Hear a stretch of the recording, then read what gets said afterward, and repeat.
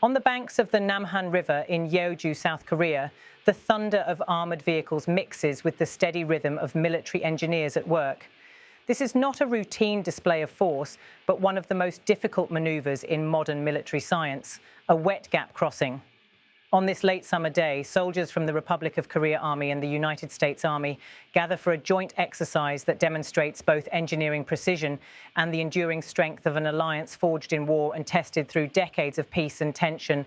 The drill is part of Ulchi Freedom Shield, the annual large-scale exercises that bring together thousands of troops from both nations. Running from August 18th to August 28th, the drills are designed to simulate real-world combat scenarios on the Korean peninsula. For this event, the focus is on bridging operations, literally connecting one side of the river to the other under conditions that mimic combat. To the untrained eye, the process looks like a slow dance of steel and sweat. But to military planners, it is a decisive capability. The ability to move men and machines across water obstacles quickly can mean the difference between defeat and survival. As the exercise begins, the camera captures the first sequence of vehicles, a line of US Stryker armoured carriers and South Korea's K-200 infantry fighting vehicles approaching the riverbank. The challenge before them is immense. In war, rivers are natural barriers often exploited by the enemy. Crossing them requires engineering skill, coordinated timing and nerves of steel. This exercise puts all those skills to the test. South Korean engineers from the 7th Engineer Brigade and American soldiers from the 11th Engineer Battalion deploy their equipment with practiced speed. Pontoons are unfurled, chains are fastened, and boats are launched. The floating bridge begins to emerge piece by piece across the water. Soldiers on both sides kneel in the mud, connecting steel plates, tightening locks, and guiding heavy rigs into place. Each step must be executed flawlessly. In combat conditions, mistakes cost lives. What makes this exercise remarkable is not just the technical achievement, but the degree of cooperation between the two armies. American and South Korean soldiers work shoulder to shoulder, their actions synchronized after months of planning and weeks of joint rehearsals. It is a living demonstration of interoperability, the ability of two different forces with different languages, different equipment, and different traditions to function as one. When the bridge is finally secured, the true test begins. A US Stryker rolls forward, its weight pressing against the floating steel. The bridge holds firm. Then a South Korean K-200 follows and another until the crossing resembles a steady flow of armour moving across the water. For military engineers, this moment is more than symbolic. It is proof that their training works, that steel and trust combined can carry the heaviest burdens. Standing at the exercise site, Lieutenant Colonel Park Sang-eun, the commander of the Republic of Korea's Wet Gap Crossing Battalion, reflects on the significance of the operation. He calls it an extremely valuable experience, one that maximised outcomes through enhanced bilateral capabilities and improved command and control. For the first time, Korean and American forces also conducted joint maintenance training, ensuring that equipment from both sides can be sustained in the field. With visible pride, Park concludes that the exercise gave soldiers the confidence to conduct flawless wet gap crossings in any environment, connecting both ends of the river with Korean and American equipment alike. From the American side, Lieutenant Colonel Sean Cook, commander of the US Army's 11th Engineer Battalion, emphasizes the complexity of the mission. He explains that wet gap crossings are among the most challenging tasks in combat engineering, requiring coordination, speed, and resilience under simulated battlefield stress. Today's exercise, he notes, was conducted in a realistic combat environment. Cook praises his South Korean partners for their professionalism and teamwork, stressing that the operation highlights the depth of the alliance. These testimonies underscore a truth that goes beyond the mechanics of bridge building. The Korean peninsula is one of the most heavily militarized regions in the world.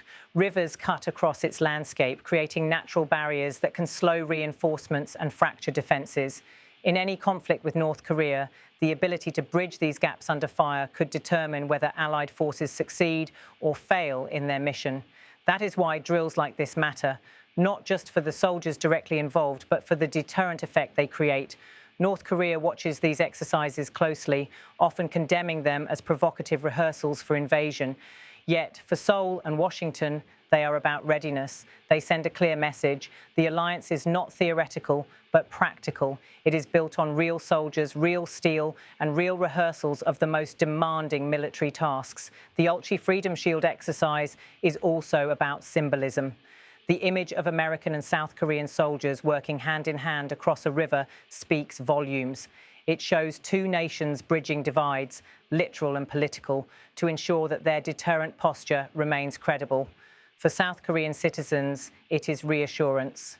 For US allies in Asia, it is proof of America's commitment to regional security. And for adversaries, it is a warning.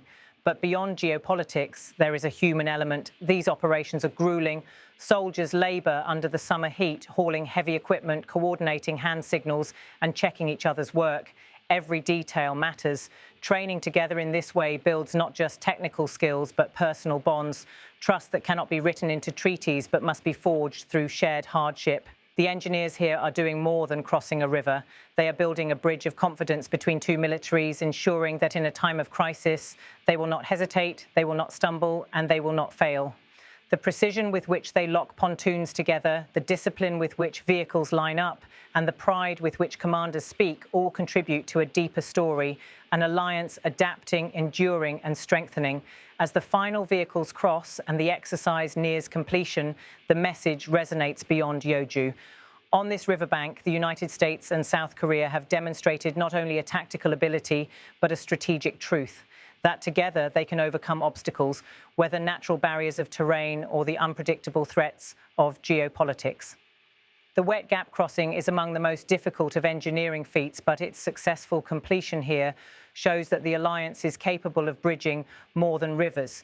It bridges past and present, symbolizing how a partnership born in the ashes of the Korean War continues to serve as a cornerstone of peace and deterrence in Northeast Asia. From Yeoju, the lesson is unmistakable. In times of crisis, the ability to move together is the ability to stand together.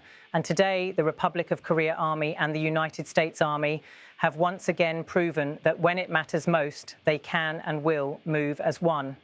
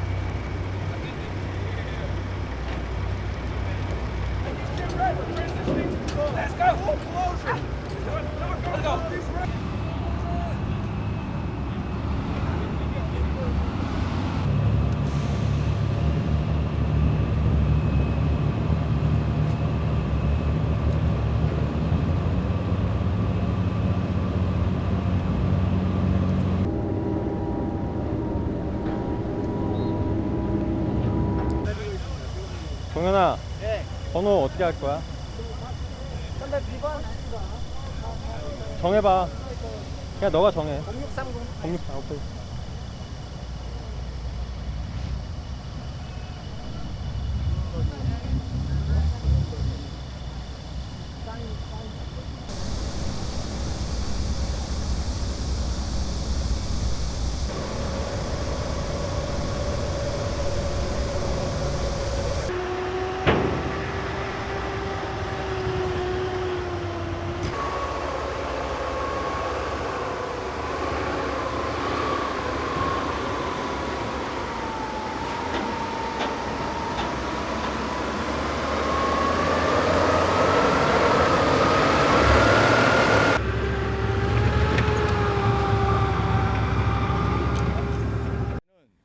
두 나라의 철통 같은 한미 동맹과 군사적 파트너십 토대하에 양국 간의 도하 작전 능력 향상, 한미연합 지휘 통제 능력, 그리고 최초로 시도되는 한미연합 정비 훈련을 통한 성과를 극대화할 수 있었던 매우 귀중한 경험이 되었으며 어떠한 작전과 환경에서도 우리 한미는 강의 양 끝에서 한국과 미군의 교전을 연결하는 완벽한 도하 작전을 성공할 수 있다는 자신감이 생겼습니다.